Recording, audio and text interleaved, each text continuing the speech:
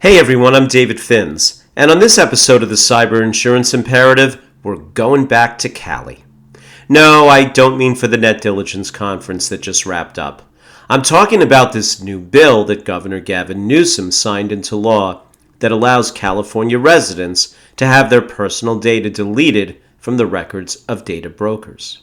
The so-called Delete Act is the first of its kind in the nation, and it's being hailed as a victory for privacy advocates. The law requires data brokers to be registered with the California Privacy Protection Agency so that the agency can process requests that those data brokers delete personal information of residents, regardless of how they originally came into possession of that information. Now, some of that data includes sexual health information, religion, geolocation status, and buying habits. Pretty personal stuff. Prior to this bill, you could ask an individual company to delete their info, but this law sets up a one-stop clearinghouse of sorts, kind of like the National Do Not Call Registry. As you can imagine, advertising agencies aren't too happy with the new law. They say it's going to put a stranglehold on their industry and make it that much harder for consumers to learn about new products and services.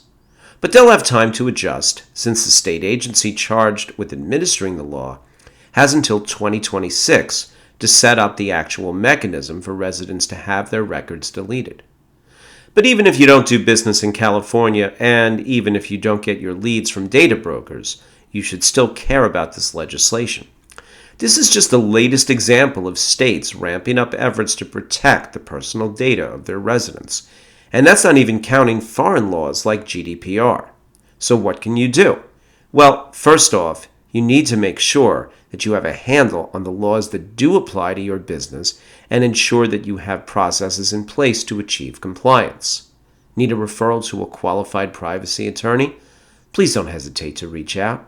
You can DM me on LinkedIn or email me at david.finz@alliant.com, and I'll be happy to put you in touch with several qualified firms that you can vet for yourself.